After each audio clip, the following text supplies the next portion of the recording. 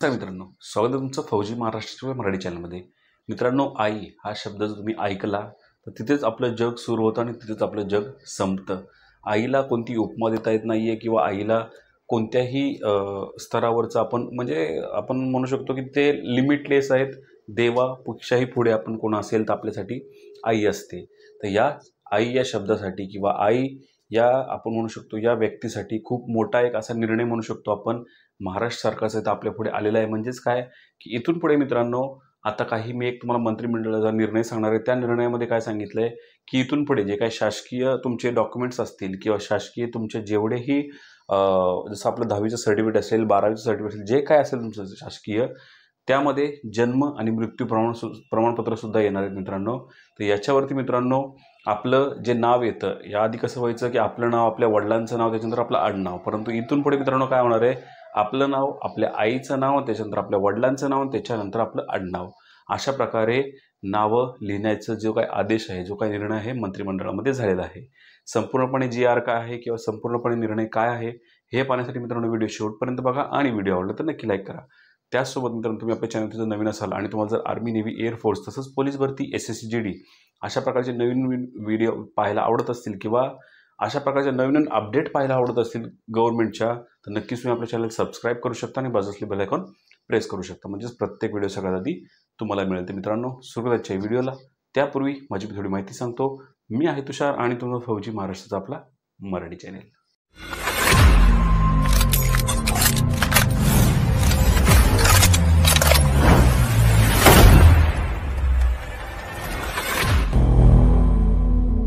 मित्रांनो, तुम्ही ते बघू शकता की शासकीय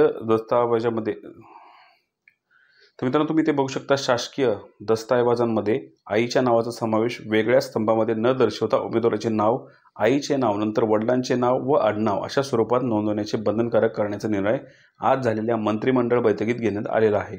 बैठकीच्या अध्यक्षस्थानी मुख्यमंत्री एकनाथ शिंदे होते. म्हणजे ह्या बैठकीमध्ये हा निर्णय घेण्यात आलेला आहे की आधी तुमचं नाव, त्याच्यानंतर तुमच्या आईचं नाव, त्याच्यानंतर आपल्या वडिलांचं नाव, त्याच्यानंतर आपल्या आडनाव येणार आहे मित्रांनो.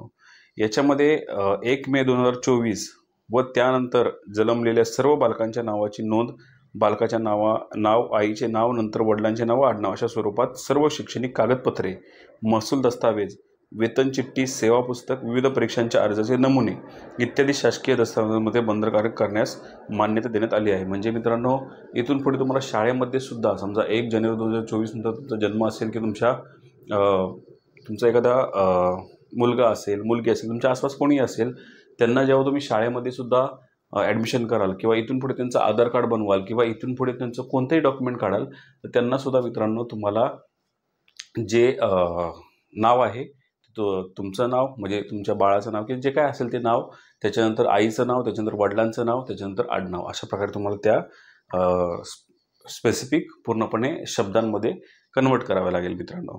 तर याच्यामध्ये काय सांगितलं आहे पुढे की सार्वजनिक आरोग्य विभागाने जन्म मृत्यू नोंदवहीत आवश्यकता सुधारणा करून नोंद घेण्यासाठी केंद्र शासनाची विचारविनिमय करावा.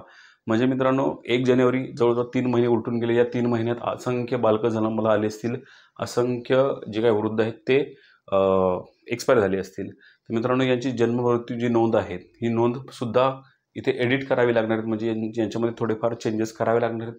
त्यासाठी सरकारने काय सांगितलं आहे की जे केंद्र शासनाशी विचारविनिमय करायचं आहे त्यांना, आणि त्याच्यामध्ये केंद्र शासनाकडून आदेश प्राप्त झाल्यानंतर जन्म मृत्यू नोंदवहीत बालकाचे नाव, आईचे नाव व नंतर वडिलांचे नाव व आडनाव अशा स्वरूपात नोंद करण्यास मान्यता देण्यात आलेली आहे. तर मित्रांनो, म्हणजे 1 जानेवारीपासून ते आत्तापर्यंत जेवढीही बालकं जन्माला आले आहेत मित्रांनो 24मध्ये, त्यांचं जन्म प्रमाणपत्रसुद्धा इथे बदलणार आहे. त्यामुळे तुम्ही जो हा GR म्हणजे हा मंत्रिमंडळाचा निर्णय तुमच्या आसपासच्या नगरपालिका, ग्रामपंचायत सगळीकडे आला असेल तर तुम्ही लवकरच जाऊन तिथे चौकशी करा आणि आपले बालकाचं जे काही जन्म प्रमाणपत्र आहे ते बदलून घ्या. त्याच्यानंतर नेक्स्ट काय सांगितलं आहे की आता विवाहित स्त्रियांबाबत काही निर्णय आहेत यामध्ये. तर विवाहित स्त्रियांच्या बाबतीत सध्या अस्तित्वात असलेल्या पद्धतीनुसार त्यांच्या विवाहानंतरचे म्हणजे तिचे नाव, नंतर तिच्या पतीचे नाव व आडनाव अशा स्वरूपात नाव नोंदवण्याची प्रक्रिया सुरू ठेवण्यात यावी. म्हणजे विवाहित स्त्रियांबद्दल कोणतंही यामध्ये चेंजेस होणार नाही. जे आत्ता चालू आहे तेच तिथे राहणार आहे. परंतु स्त्रीला विवाहापूर्वीच्या नावाने मालमत्तेच्या दस्तावेजामध्ये नोंदणीचा मुभा ठेवण्यास मान्यता देण्यात आली आहे. अनाथ व तत्सम अपवादात्मक प्रकरणी मुलाच्या जन्म मृत्यू दाखल्याची नोंद घेण्याबाबत सूट देण्यात येईल. म्हणजे मित्रांनो, या मंत्रिमंडळाच्या निर्णयानुसार जे अनाथ आहेत किंवा ज्यांचे आईवडीलच कोण आहेत हे माहीत नाही आहे, त्यांच्यासाठी इथे सूट देण्यात आलेली आहे. आणि दुसरी गोष्ट म्हणजे जे विवाहाच्या आधी ज्या काही मुली आहेत त्यांनासुद्धा जे ह्याचे दस्तावेज आहेत, मालमत्ताचे दस्तावेज आहेत, तिथे सुद्धा नाव चेंज करण्याची काही गरज नाही. तर अशा प्रकारे मित्रांनो ही अपडेट होती. अशा प्रकारे ह्या मंत्रिमंडळाचा निर्णय होता. मित्रांनो, व्हिडिओ आवडला असेल तर नक्की लाईक करा. त्यासोबत अशा प्रकारचे नवीन व्हिडिओ पाहायचे असतील तर कमेंटमध्ये सांगा की कोणकोणते व्हिडिओ तुम्हाला पाहायला आवडतील. लवकरच त्याच्याबद्दलची व्हिडिओ आपल्या चॅनलवरती येऊन जातील. तर मित्रांनो, आशा करतो तुम्हाला व्हिडिओ नक्कीच आवडला असेल. प्लीज लाईक करा. त्यासोबत मित्रांनो, तुम्ही आपल्या चॅनल जर नवीन असाल तर प्लीज एक सबस्क्राईब करा.